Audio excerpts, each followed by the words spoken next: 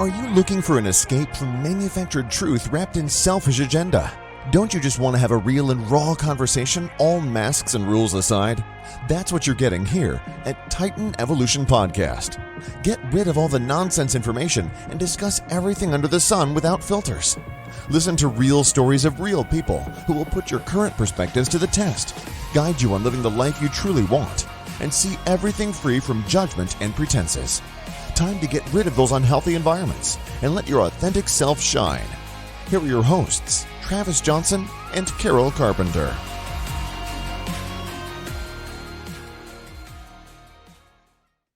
Hey guys, welcome back to the show. I'm Carol Carpenter, and this is my fabulous co-host, Travis Johnson. And we have a special guest today on our show, Morry David. And Morry is a best-selling author, business owner, mentor, and teacher. And he's been a serial entrepreneur since the age of 16 when he started a music school to teach his peers how to play the piano. And then at 21, he owned a recording studio to present time owning a security company. Morry has a gift for seeing solutions where others only see problems. He's intensely dedicated to teaching and mentoring others and sees it as paramount for future generations to come. Welcome, Morry. Why, hi. I have nothing else to talk about. You said everything. So everybody, thank you very much. It's time to go. Ain't no one believe that. No one believes that, Morry. Don't even pretend.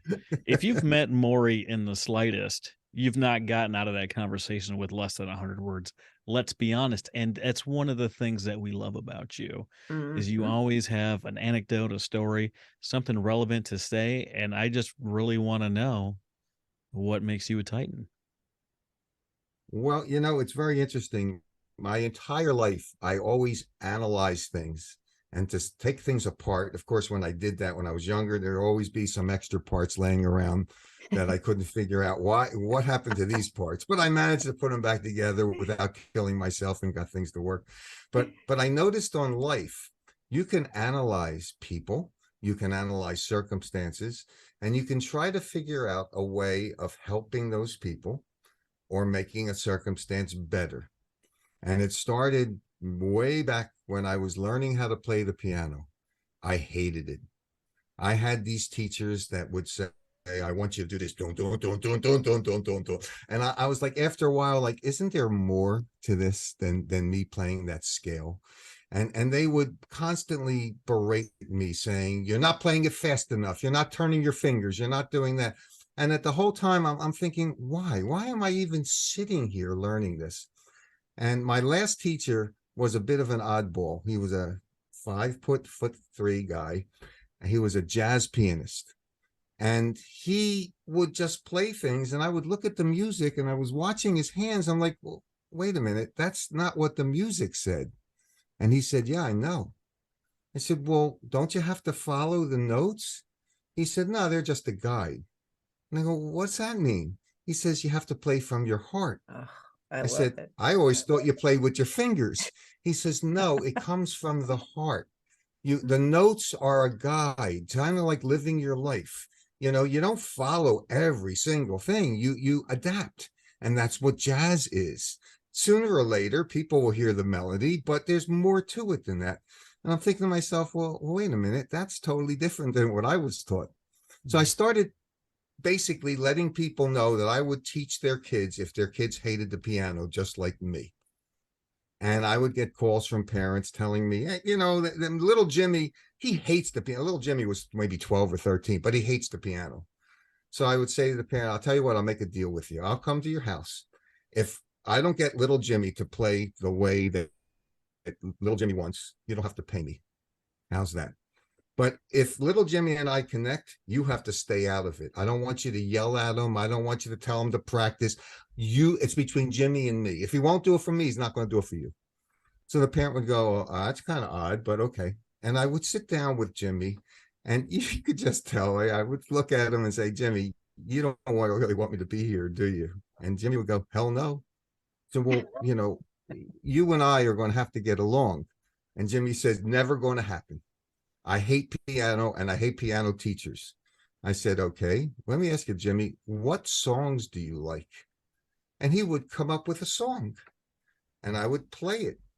And Jimmy would be like, that's cool. I said, Jimmy, you want me to teach you that song? And he goes, well, what about the scales? I said, I forget the scales. I hated the scales too. And I would teach Jimmy how to play the song. And I would tell him, listen, you know what the song sounds like. So you have to kind of practice this song until your fingers go to the right notes. And you'll know which are the right notes and wrong notes because you know what the song's supposed to sound like. And I'll tell you, make you a deal. If you play the song the way the song is supposed to sound like next week, we're going to find another song that you like. And I'm going to keep on doing that week after week after week. And after 6 months, Jimmy's sitting there playing all these songs, and the parents were like, they're amazed. They never had to ask them how to practice. And what I created was, when you do something from the heart, it kind of means something. And I analyzed music teaching, and I said, there has to be a win-win-win situation. You have to make the parents happy. You have to make the kids happy. And of course, I had to make money from it. And as long as you create a win-win-win situation, everybody wins. So I tried to follow that from the time I was 16 years old. And I realized I could do that every single time. I had a music school where I taught basically guitar teachers.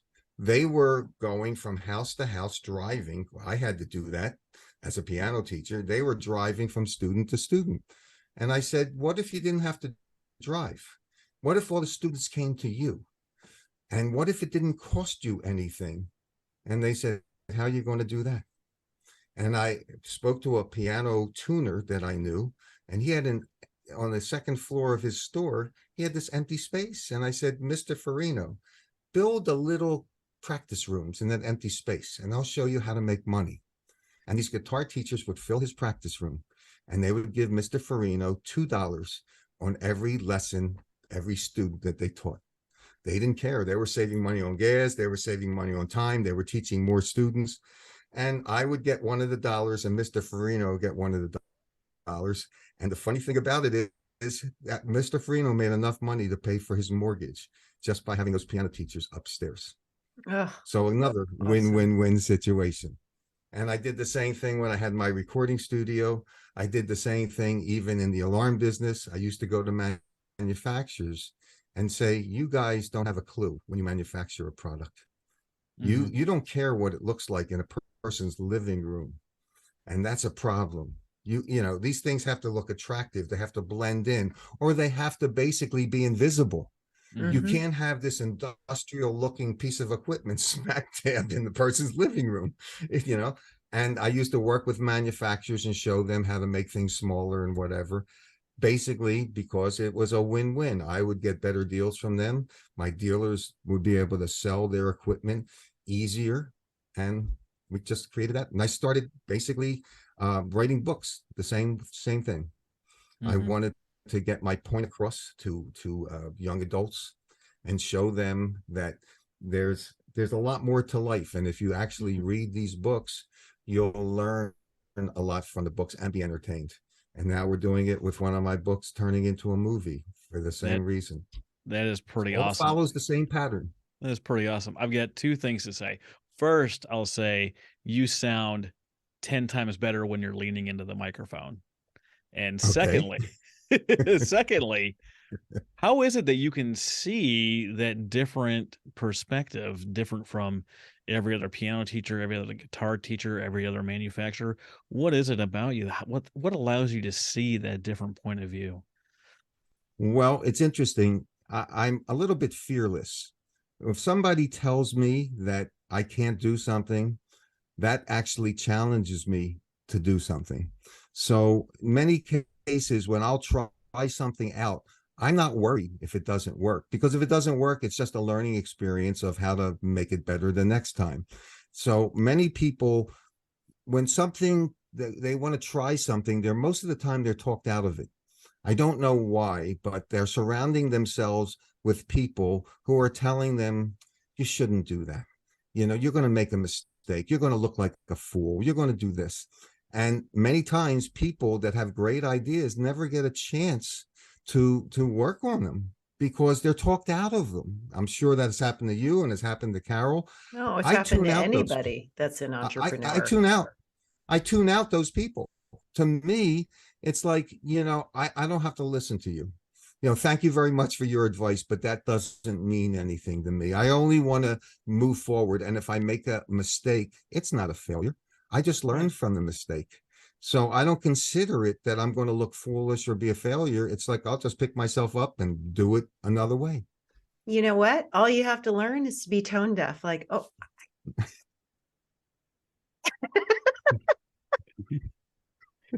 If you're not So watching as the you're- video, if you're not watching the video right now, you're cheating yourself, because apparently Carol's doing mime now, I pantomime, know, yeah.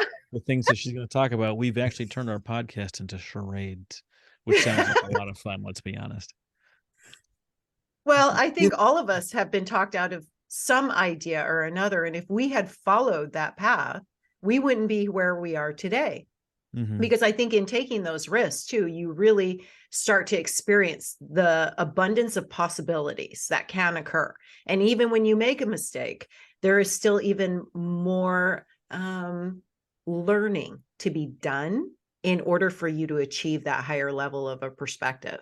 And once you get to that perspective, I mean, to me, I feel like I'm playing a video game, like it's levels, right? So every time you get to a certain point and you see this new perspective, guess what? It opens you up for another whole new level of perspectives, and I think if you can stay at the base level, which I'd like to equate, like if you're on ground level, right? And then as you continue to move up, let's just say you're in a 100-story building, you continue to move up, and the higher you are in perspectives, the more that you can see. Oh, absolutely. And I love that. It's really interesting. The first time that I went on an airplane, on a flight, you get this whole other view of everything. Everything starts getting smaller. It seems like all your problems are melting away. And then when I actually flew as the pilot, the first time I flew in an airplane, and you realize what you're capable of, that not only did you have that perspective before, but now you know that it applies to you. Look out, you can do anything. And we were talking about, naysayers, and there's a lot of people that talk about that stuff. Oh, he's just being difficult, just being this, that, and the other. They're not necessarily being those things. What they are doing for sure is giving you their limitations on what they have put into their lives and projecting it on you, either trying to help you stay safe because they can't fly, when really they just need to let you fly. The interesting thing about it is I just handed one of my books over to a publisher, and it's called Why Some People Can Fly. So you just kind of opened up that door. And what that book, we're not talking about flying an airplane or jumping out of an airplane. We're talking about ascending levels and why some people can and why you can't. And the beginning of the book talks about society and how it doesn't want us to fly. Basically, society, your parents want to protect you. As soon as you open your mouth to a teacher and you start talking about things, what does a teacher say? Listen, it's time for you to be quiet now. You have to learn. And basically, you are told to just keep your ideas to yourself and learn. And we go through life learning, and there's nothing wrong with learning. But as soon as we start talking about our ideas, people want to do exactly what you said, Travis. They want to protect us. They want to say, you don't want to do that. You could get hurt. Listen to me. You have a wonderful life. You have a wonderful job. Stop with this nonsense. Or they can't understand exactly what you said. They can't understand your passion and your drive. They can't wrap their head around the idea you're telling them, because it's not their idea, it's your idea, and they're not on your level. They don't see it from your level. They're not at your level. And so if we can equate everything to levels, then we can go, well, I understand now their limited beliefs, and it's because they're at this level and we're at this level. So you can't teach somebody that. They have to take that journey themselves. And I equate it in the book as many people are living in a maze. They don't know they're in a maze. They wake up in the morning, they do their thing, they walk around the corners of the maze. Their life is in a maze. Now, what Travis said about that airplane is very, very similar to what I said in the book. If you give those people a ladder to climb above the maze and look down, they'll have a whole different perspective. And they'll realize that, whoa, I don't have to be in this maze. I can climb over a wall. The world is different from up here when I look down. So Travis, you hit it right on the nose. In fact, it was almost like you read my book. But here's what I found that was interesting, that certain types of people have the ability to fly. And when I looked at their characteristics, it was because they were able to tune out the naysayers and concentrate on what they wanted to do. And in most cases, if you want to give it a characteristic, they were on the level of autism. Although autism, Yeah, we call it being on the spectrum. Being The on people the spectrum. yep. That's right. Because I sincerely believe that's the reason I get along with people that are on the spectrum, because I think they do think on a different level altogether, and they're much more willing to accept ideas. Their perspectives are different, according to what Travis said. Exactly correct. Their ability to tune out the world and the outside chatter telling them that they can't do it, they tune that right out, and they hyper focus and they get the job done. Now, are we all on the level of autism? To some degree. I don't know. But if we are able to tune out those naysayers and really believe in ourselves, we can do anything. Absolutely anything. So I'm not a special person. I just looked at things differently and said, I can do this. And if somebody tells me I can't, oh, well, that's their opinion. Well, I'm going to disagree. I'm going to say you're a special person. Oh, I'm no pandering to the guests. Oh, I don't have to pander to Morry. Morry knows I adore him. Well, Morry is stinking wonderful, and his wife is also such a huge blessing. Let's not pretend that they're not. But now, don't ask my wife if I'm special, because you'll get a whole different definition of special, right? Oh, I'll tell you how special he is. Yeah. She'll tell me I didn't rinse out the sink or something, and I didn't take out the trash properly. But bring me right down from up you there. Too, huh? I guess I don't know how to do it either. I don't know my good Lord. But so we're talking about perspective, right? And I saw a post today on Facebook, and I love the post. It was talking about that I love quitters. I love people that quit being in toxic environments, that quit doing this, like, all of that stuff, right? And I love the way you said it, and I offered a tweak. I haven't gone back to check to see if it's landed well, but I wrote in there, it's like you could almost reframe it and say that they are raising their standards and enforcing their boundaries and loving themselves. It's not so much that they're quitting, it's that they're now betting on them. Yeah, betting on themselves, I agree. betting that they can do it, betting they can move forward, betting that they can take life by the horns and do whatever it is they want to. And they're not okay with substandard people in their life anymore. It's not quitting. It's empowering themselves. Absolutely. It's believing in themselves. I surround myself with people like you, and there's groups of people where hey, I'm here too, Morry. I'm just saying. I love how you assumed he was talking about me. I was talking about both of you guys. I'm messing with you, Morry. But we're members of a group of very positive people, and we feel very comfortable surrounding ourselves with those people, because if there's something we want to talk about, they won't come at it from a negative viewpoint. They'll say, yes, I believe what you're doing is possible. You might have to tweak it a little bit, and that's fine. Yeah. Mm-hmm. That's a nice improv trick too. Improv, if you're not familiar, is a bunch of set of games designed to really let go of all the stuff that we think we are, right? Every morning we wake up and we put on, the dad shirt, and then we, put on the work clothes because we're the work person. And you go outside and you put on the friendly neighborhood smile, and all of those things that we put on to get through our day, depending on what kind of day it is. And improv is designed to play a game to find out that you can do and be whoever it is you want to be, including and up to and including yourself, right?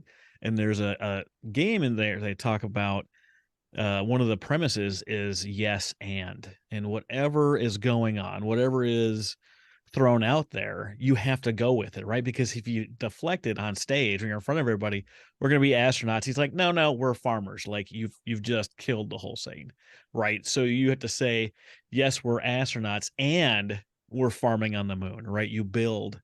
And so many companies and organizations need to learn this thing. It's not about whose idea gets picked or any of that stuff, but whatever the thing is, whatever the seed this planet is, we can do that and we can cultivate it together in this team. We can do that. Accentuate it. And yeah, absolutely. Yeah. Add a little I bit like of it. flair, add a little bit of teamwork, add a little bit of cultivation, and see what you can grow together. And I think it was Ronald Reagan that said, it's amazing how much we can get done if no one cares about who gets the credit. Some kind of version of that. I know I didn't say it right, but Doesn't matter. You got the idea out. it's so powerful. It is so stinking powerful. And everyone's worried about their own little rice bowl. It's like, no, this is mine. I've got to be the one that it doesn't matter. Why is it a rice bowl? Why is it a rice know. bowl? I'm just telling you. Yeah, I don't know. Are you saying that especially because I'm Asian? Is that what we're doing? Oh, I mean, do you like rice? I have no idea. It is pick on Carol Day. No, I'm kidding. Yeah. I'm used to it. I'm around, literally my industry is around boys. I'm used to being picked on. It's easy. You know what I found, which is interesting in sales, and I speak to a lot of salespeople, is they concentrate on the product that they are selling. They walk into the room fully knowing about the product, and they're talking to somebody who wants to buy the product, but it's blah blah blah blah blah blah blah blah blah, and they can't understand why they're having such a problem. And I tell them it's not about the product, it's not about the specifications, it's about trust. If you didn't build trust with that person, you could give the product away, he still won't take it from you because he doesn't trust you. So, you have to figure out common bonds with the person that you're talking to. Maybe you see a picture and his son is playing hockey, and you can say, my son plays hockey. What's your son league? And just something to create camaraderie, so you can create connection. That bond with the person, that connection. Once you do that, you can sell anything you want because the person wants to deal with you. And there was a guy that approached me, and he was a choreographer, and I asked him to give me his pitch. Why should I use him? And he said, well, you should use me. And he starts talking about his equipment and how it's 4K and this and that and the quality, and he's going over for 15 minutes. And when he stopped, I said, are you selling me camera equipment, or are you selling me your services? He says, I'm selling my services. He said, didn't sound like it to me, because not one time did you ask me why I wanted a choreographer. What was my purpose of getting a choreographer?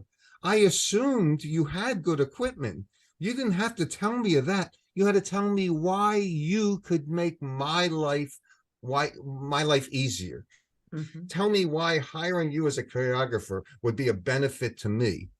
And you never told me once what you could do for me, and you never asked me why I needed you.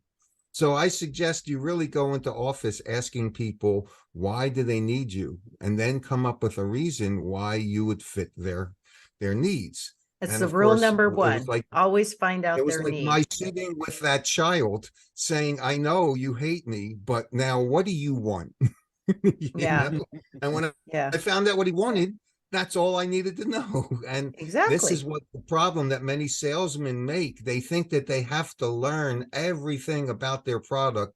And you know what? Nobody cares. Nobody cares. Now, if the person specifically starts asking technical things, certainly you should know those answers, but you don't go in with that. You go in and try and develop a relationship. And once you develop that, you can have that relationship for years. So true. So freaking true. Well, it seems like they're so focused on that sale, that transaction, just so they can go home and, buy more stuff. Is there some point where that stuff just becomes stuff and you want something more? Everything becomes stuff after a while. In fact, I started looking at my life saying, what makes me happy? A new car, No, actually, what made me happy is thinking about the new car and wondering when it comes in. Once you get the new car, 6 months later, it gets dirty just like your old car. So in reality, it was the And then it's just anticipation maintenance. of getting the new car. But I looked at things saying, why was I put on this earth? And of course, I might be older than, but I think I am, only because of my hair. But I looked at my life and said, why was I really put on this earth? Was it to make a living? Was it to send my kids through college? Was it to buy a nice car, take a vacation? Yeah, those are nice things, but they didn't make me feel good in my heart. They didn't And I fulfill realized you. I had to work on legacy projects. I had Mm. to work on, how am I going to help children? How am I going to do what I think I can do and not be afraid and just go for it and do it? And that's why I started writing books. And that's why I'm making this movie. And there's a lot of things after this movie, which I don't want to talk about, but it's all hinged upon helping children, helping families. Mhm. We Love find that it. so many people that we interview and so often our own personal journeys is that you get the thing, the status, the attainment, the house, the car, the whatever the thing was. And just like you said, it's just stuff. Where's the fulfillment? As Carol said, where's that feeling? And if you're so focused on that end goal, you're going to miss all the times that you had with your kids. You're going to miss and not, you're going to be there having coffee with your friends. I don't know who would drink coffee, but people drink coffee, I hear. And and you're going to miss what your friend was going through because you're too busy thinking about your goal. You're not going to be able to be present if that's the only thing you're looking for. And when you finally get that thing, if you ignored everyone along the way, then you're definitely going to be there by yourself. Mm-hmm. So not only was My it father, unfulfilling, you're also alone and no one wants to Mm-hmm. my, talk to you because you've been a my jerk the whole father time. said this strange thing to me, which for some reason I still remember. He said, "Did you ever go to a funeral?" Okay. And the clergyman is giving a review of the dead person's life.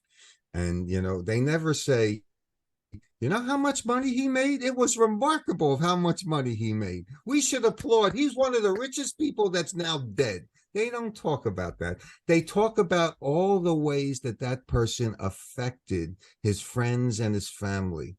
And my father said, if you want that clergyman to talk about you in that way, then you have to live that life.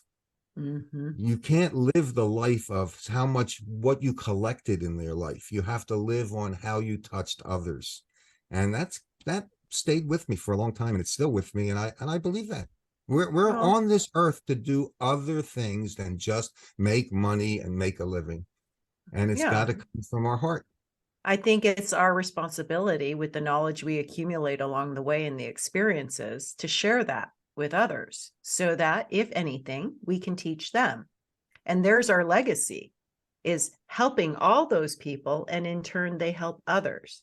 That's a continuing legacy. Mhm.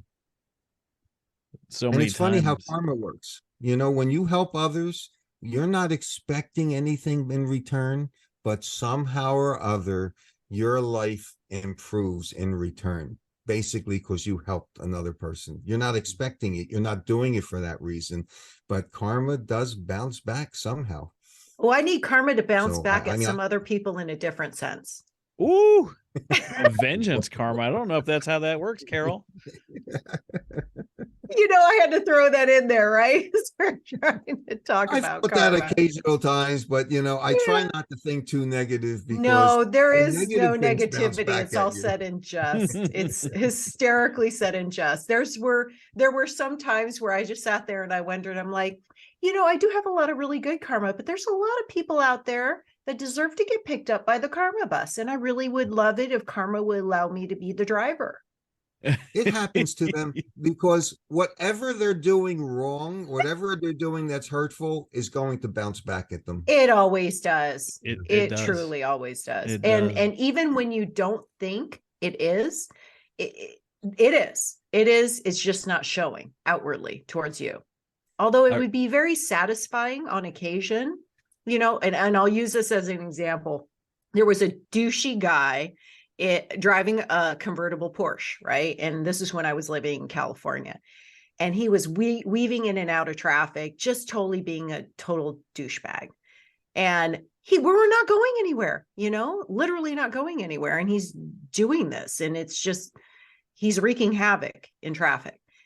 Regardless, he ends up next to me after I can't tell you how many stupid maneuvers he made, because we're just inching along, right? So he's next to me. The sky turns gray. It starts freaking pouring rain. And his convertible's open. And I am laughing my ass off, right? Because this dude was such a total douchebag. Now he's scrambling to throw his car into park, trying to get his damn, convertible top over. And I'm laughing at this. I'm like, see, this is what I need to be front row and center on every so often, to be reminded there is a God and there is karma. Yeah, no, I've got almost the same story. And when you're describing it, I was like, is she going to describe the story I have? Like, was she also on the road at that point? It was like almost the same. It was some kind of fast supercar. It was white, weaving in and out of traffic in Southern California. No kidding. Guy was just Were we flying. on the same freeway? I don't know. The 5. Probably everyone's on the 5. I don't know. I know. Right? Everyone's on the 5 right now. Let's be honest. And like a few minutes later, he's on the side of the road with a police officer writing a ticket, and he's hooting and hollering and screaming on the side of the road, getting a ticket after he just blew by everybody, like at least 30 over what everyone else was going. And somehow it's the cop's fault that he got in trouble, of course, because he's important people, and important people like him don't get tickets or some shit. I don't know. Well, I may be able to at least try to have the same story or top it. But my wife and I, we lived near this jeweler, it was a local jeweler. And I showed him my watch needed a battery. And he said, oh, instead of me selling you the battery, I'll do it.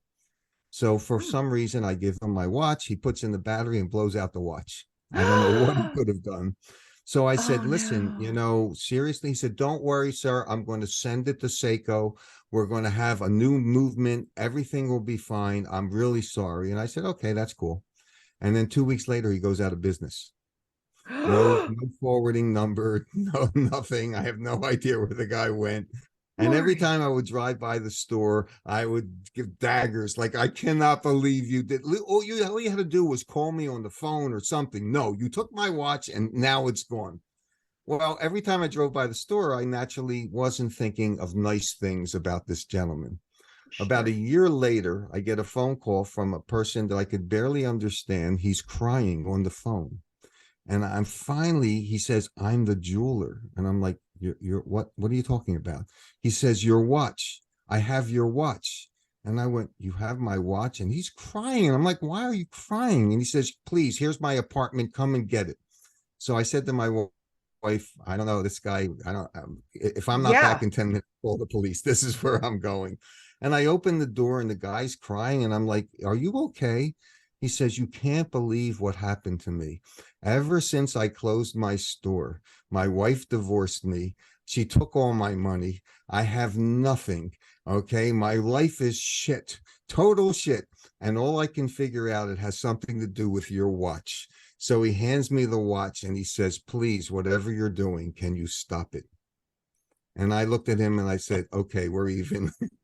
I just left. And I'm like, whoa, I better not ever think bad about people again, because I may have ruined this guy's life. So I don't talk bad about anybody anymore. So did he bring out like a broken watch, or just tell you it was broken and he just kept your watch? Do you think that's what happened? I don't know what he did, but he took my watch, telling me he was going to get it repaired, and then went out of business. And I had no idea where my watch was. And a year later, he had the watch fixed and he gave it to me. But evidently my perhaps thinking of bad things, somehow he thought that affected his life. I'm not sure if it had, and if it did, I'm sorry. I didn't mean to do this to you. It's just a watch. Well, it sounds like the Robert the Doll story that Jessica Muse was telling us. Oh my God, that is so freaky. That still gives me like the creeps. Yeah, this creepy doll. And Robert, if you're listening, I don't mean you. The doll had apparently special powers or something. And she was walking around, like reading the cards on the wall of all the apology letters sent to Robert the Doll. And, you're told, don't make direct eye contact, don't say anything negative, just leave the doll alone. And while she was there, if you guys have already heard the story on our other show, you're hearing it again. That's just how it goes. Uh, there was like two kids in there, like apologizing to Robert the doll based on like their dad getting in some terrible accident and some terrible run of luck. Apparently he had gone in there and tore the doll Mocked a him. new one, and his Yeah. life was completely ruined. Like, I don't know. I'm not in charge of that stuff. No one asked me if that's how it works, but that's the story she told, and it's pretty interesting. I remember being a young man in the Navy, and I've got the instant karma thing. If I do something wrong, like I'm punished immediately. Like I Well, don't they know, get it like I over don't get with away with fast. anything. If anyone's like, "Oh yeah, Travis trying to pull a fast one," it's impossible because I always get held accountable like immediately by the universe. No kidding. If I was walking around having a bad day and I thought a bad thought about somebody, like I would run into the airplane, or I would slip and fall, or the door would hit me in the face. Whatever the thing was, if my thoughts got below a certain level on anybody on any topic, I would immediately end up hurting myself somehow. And so I don't know how people walk around being shitty all the time, because after a couple of weeks of bumps and bruises, like I don't think bad You thoughts want to about know people something? anymore. Yeah. I wonder if they get so accustomed to their, run of bad luck, which they will claim it as, right? And they Mm, just figure this is just my life. And just that's the reason they keep doing it in this repetitive manner. There is no, ooh, right? There is no positive thought. And maybe yeah, even twisting that around saying, you know what, I've been really shitty lately. Let me try this. It's a run of bad luck. And they can just kind of yeah. validate it off that way. Or it's everyone else's fault, right? True. Oh, it Victim. wasn't me. You should have seen my jerk neighbor. I can't believe he called the police. I only slashed 2 of his tires or whatever. Yeah, I It's not gotta like I slap. got all 4 or 3 Well, insurance. I don't it know. I don't know what the disturbed answer. me. It absolutely stirred me that this guy, for some reason tied all his bad luck to this watch and thought that I was doing it. Now, maybe I was, but I certainly didn't mean to ruin this guy's life. I was just aggravated that I wanted my watch back. But, now I've learned, even if you think bad about somebody, try not to. And Of and I course looked at it not. that if I have the ability of wrecking somebody's life, I don't want to do that. That's a Yeah. terrible responsibility. So I never look negative at all to things. I always Yeah. try to look at a person and say, how could I help you? Not how can I hurt you? I don't want to hurt anybody. Yeah. Yeah. Yeah. It's hard to think that there's people in this world that actually feel the other way, right? That they actually do want to do bad, nefarious things. It Yeah. really, like, you hear news stories about this stuff. Like, I was over in the Middle East, and I went to a mosque, and I wanted to know some things. And I was a little shocked that there was a woman guiding me around. I didn't know how progressive they were. Some countries are a little bit different than others, and it was just a beautiful, magnificent place. And I was a little nervous about going to the Middle East until I got there and realized, there's people there. There are families that care about their kids just like everybody else. But I went through there, and she's like, "What questions do you have?" And I'm like, "I want to know about bacon, burqas, and terrorism." Like, straight up front. Like, I want to know about these 3 things. Like, what do you think? She's like, "Oh, bacon, in the Bible it talks about, unclean food and all this stuff." And I was like, "Yeah, but Acts says, 'Let nothing I've made be unclean.'" And she's like, "Where? Show me. I want to try bacon." She she didn't say it like that, but culturally it would still be inappropriate. And then as burqas, they said that they wear those to honor Mary. And then when I asked about terrorism, they're like, it's like, there's no way these people could read and follow the Quran and still be Muslim. Like, it doesn't make any sense. And I wasn't sure what to think about that, because I don't know, right? I've talked to one person, and then I met someone else that made everything come clear. I went to go rent a jet ski around the island. It was a really hard time for me in the Middle East running jet skis and stuff. But I asked about their website. It didn't have listed prices. It was kind of odd to me because almost everything in America has a listed price and it's pretty straightforward. And they're like, "Oh, it doesn't do any good." And I was like, "What do you mean?" He's like, "The Saudis don't read anyway." And it was him saying this, and everything that I had just heard like made sense. we know back whatever time frame this was, like the Catholics, the priest would read the Bible to the people, and until Martin Luther went and read it and be like, this is not what the Bible says, and he nailed his, how was it, 90 some thesis to the wall, whatever the number is. And when you have a population that doesn't read, whether by choice or by chance, like have not been taught, you can tell them whatever you want to based on whatever holy book you have. And it made me think that there could be people, and I don't know this, right? I don't know. I've never read the Quran. I don't pretend to be an expert, but if you've got someone with a holy book telling a bunch of people that can't read, you can tell them whatever they want to and make them believe whatever you want to, because they have no evidence to the contrary. And it burns me to think that people can feel that way about other people, right? B, it would make sense how it could logically happen.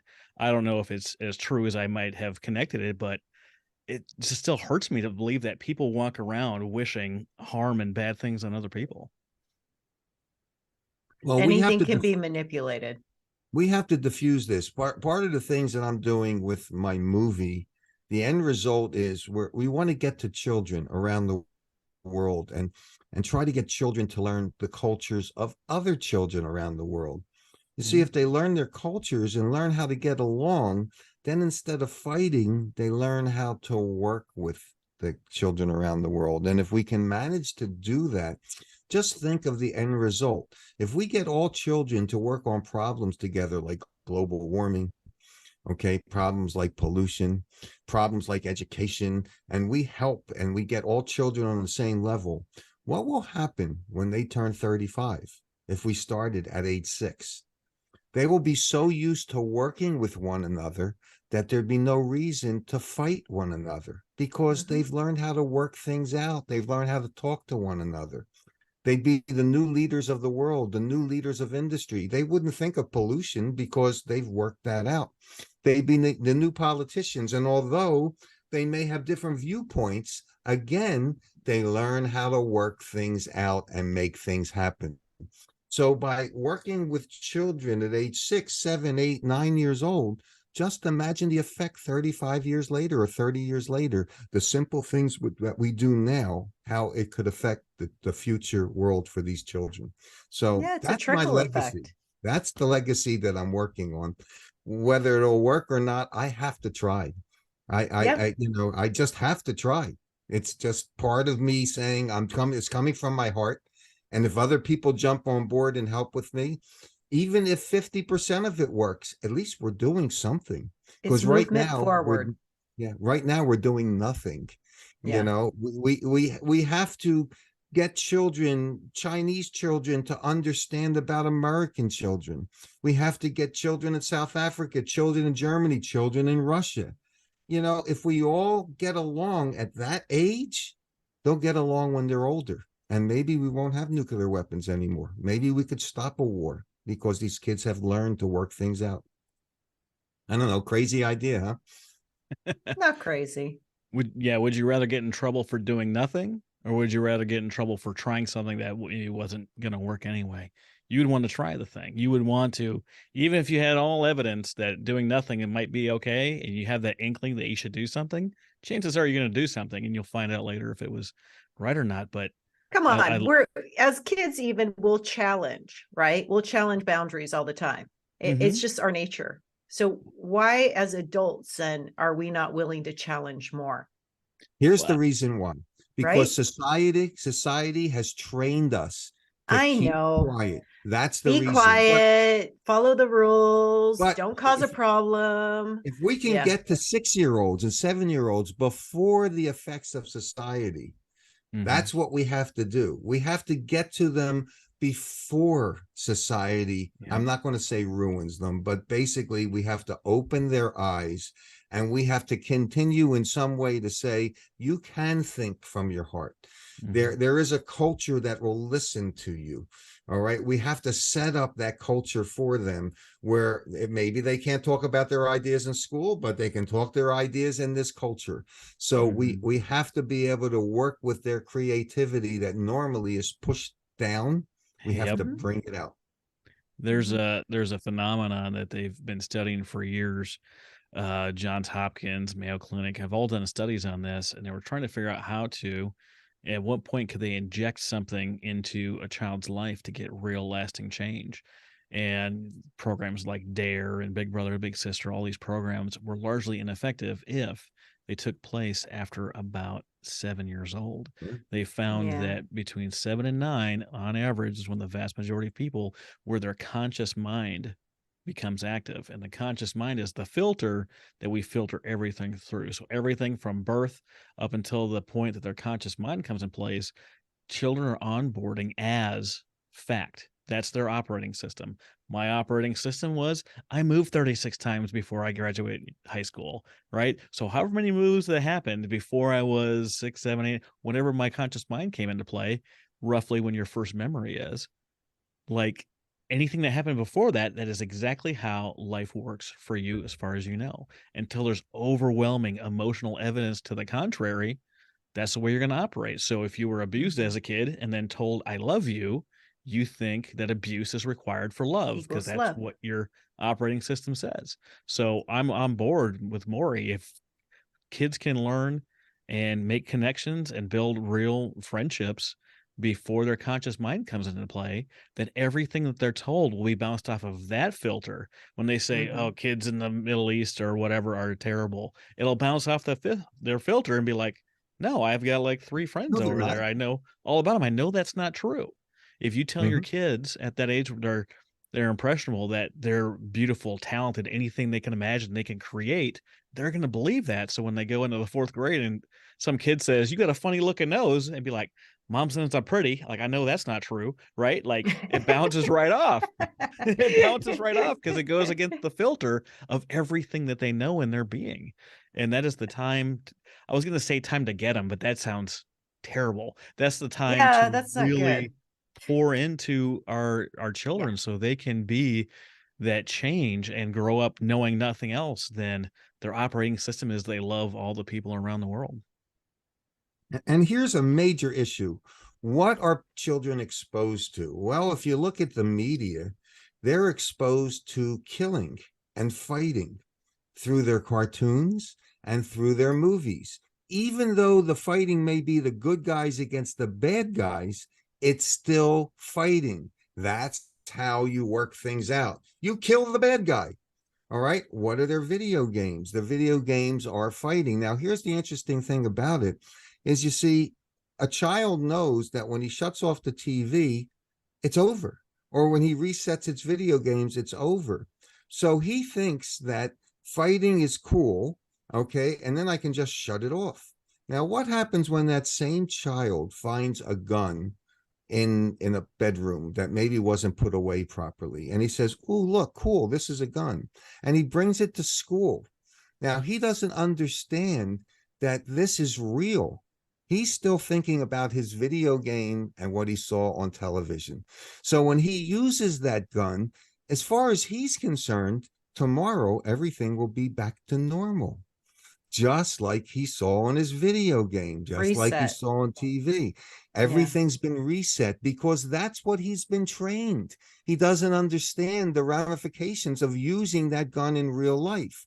Now, is it that the problem of the child? No. There's a couple of things here. Number one, the child is being shown too much violence. And number two, that gun should have been locked away. But nevertheless, we look at it and say, that child's crazy.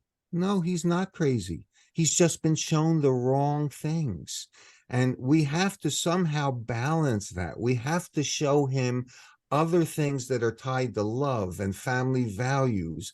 And unfortunately, many times there's 2 parents are working in the family, and they don't have the time to show the children those things. And of course, in school, they don't talk about these things. So who's going to take the time?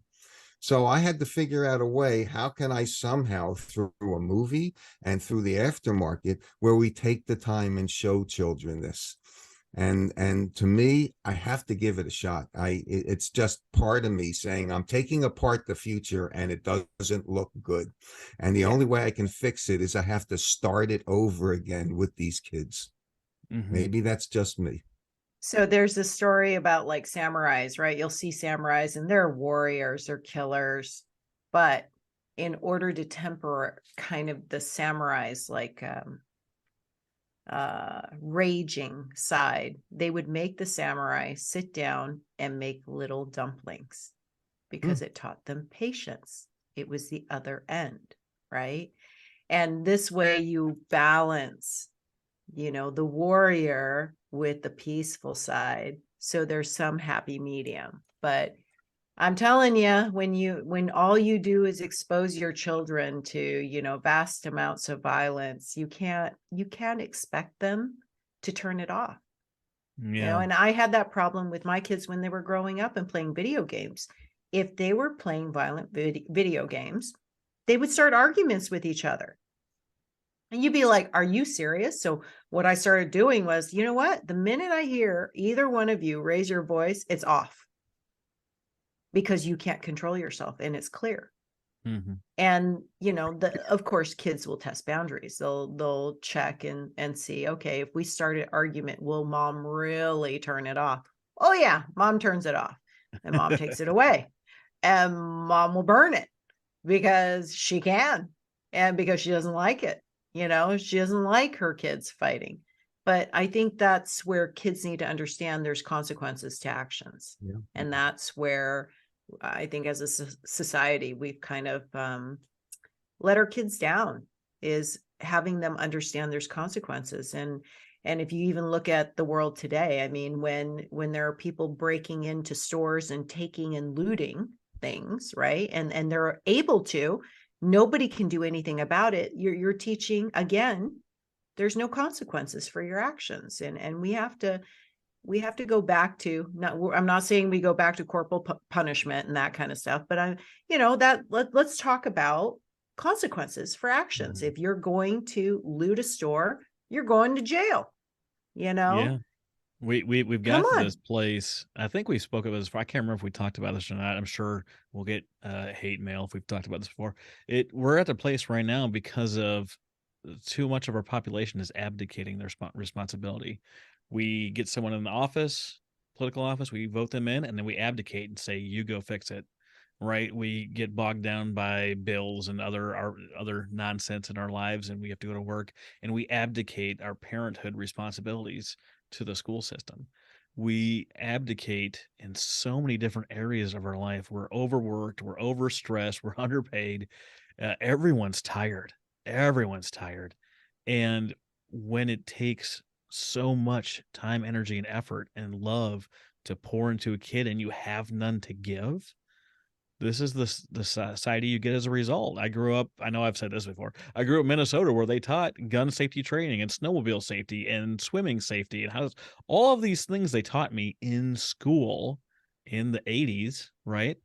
We're a couple decades past that, and all of this stuff is gone. My dad told me stories where everyone had the shotgun or the rifle in the back of their truck and they go hunting after school to bring home food, and they had shooting class in the public school system.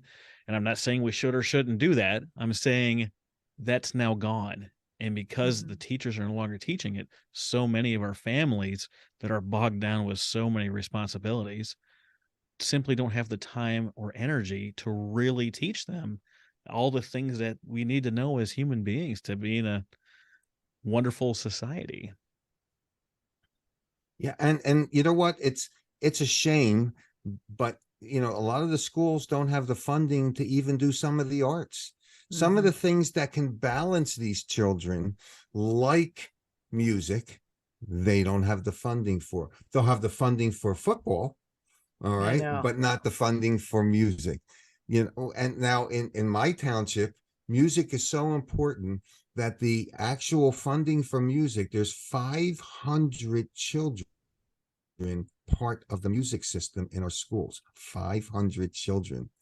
And they go on tours and they have concerts in Disney World and all types of places. We actually, you know, went as chaperones and we were shocked.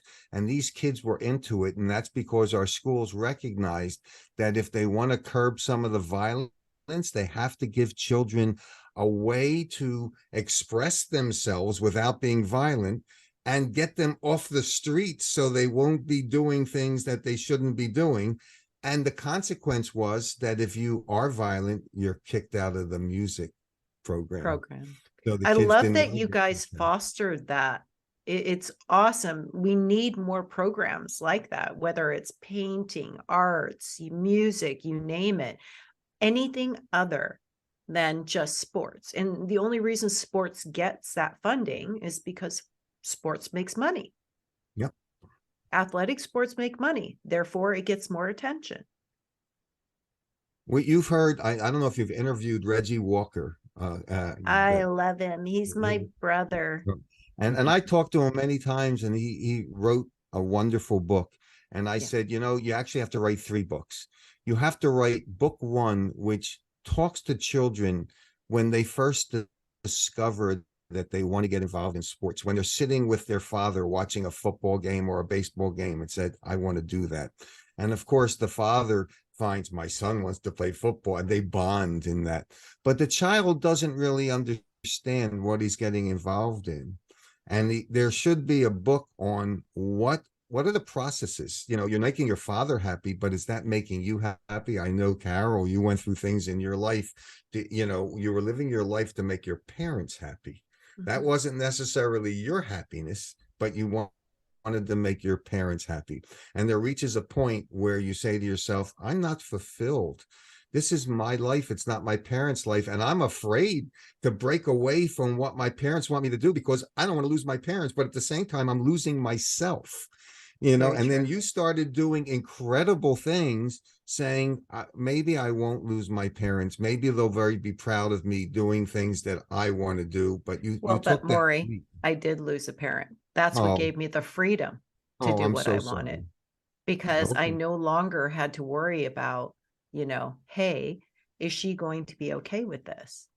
And my mom was my everything. So when I lost her, it kind of almost gave me permission to do what I wanted to do. Well, you are a strong person. Many people don't have the strength to follow their convictions. They live their lives because of what their parents want them to do, and they're unhappy because they're living their parents' dream, not their dream. And that's what happens many times with kids in sports. They're living their father's dream. Oh, so true. Vicariously living through their poor children. And then when they get involved in sports, they're afraid to say that I don't like my coach because he touched me in areas, you don't even want to go there. The kid's afraid to even expose the coach because he'll get in trouble and his father's going to be mad at him. So they may wind up going through their life saying, I guess I just have to go with this. And there should be a book about the children understanding why they want to do football or baseball or whatever sport, and understanding what they're getting involved in. And of course, what Reggie talked about is how football players, they graduate college and they get right into the NFL, and this is their life. And they get connected with maybe a bad agent. They don't know any different. They don't know the guy's bad. They never had an agent before. They connected with a financial advisor. They don't know. They never had a financial advisor before. So how would they know? And these people are telling them things that perhaps will ruin their lives, but they don't know. They put their trust into these people, and everything is working perfectly. They're vicariously, they're buying things, jewelry, they're buying cars. Oh my God, what wonderful life, until they get hurt. And now their life is over. And the funds that they thought they had, they don't have anymore because their financial advisor gave them wrong advice. And they're not prepared for the real world, because when they went to college, they were basically squeaking through college because they were a good athletic player. And so they weren't paying too much attention. So now they're 10 years behind everybody else. And what happens to many of these guys? They become suicidal. And that's why Reggie felt he had to write this book, because what a shame. If these people would know ahead of times, maybe they would make better choices. And I just love Reggie, and that's why you love Reggie, because he cares so much about these people. And Reggie, if you're watching this, my hat's off to you. As we're getting ready to wrap up here today, I got a couple of questions for you. I know you get your phone number on the screen there, and I know you want people to use it. How do you want people to get a hold of you? I love people. They can certainly, I would prefer them to text me rather than call me. They can use that number for texting. I'd be happy to get back to them. I don't hide behind anything. I'm right out there in front. That's why my number's there. If somebody needs help with something, writing a book, getting published, needs help with anything, if I can't help them, I'll give them your number, Travis. Or your Yeah, my number is 267-334-8285. There you go. But I'm willing to help anybody. They can contact me through email at morrydav@yahoo.com.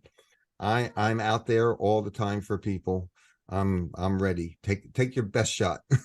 I love it. I love your spirit, Morry. If you weren't watching the video, that's actually Morry's number that I said, not my own.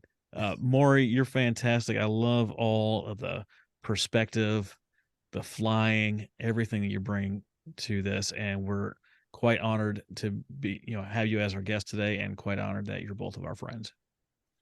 Well, listen, the honor is mine. I always wanted to talk on your show, and I had to wait my turn because you had some wonderful guests before me, and I didn't want to jump in front of them. So thank God I'm finally on your show, and I know you're going to have wonderful guests after me. So I'll have this 15 minutes of fame, or as long as it takes for this podcast to get out. But it's just wonderful. No, I know you both personally, and listen, I'm glad we're on this journey together. Me too.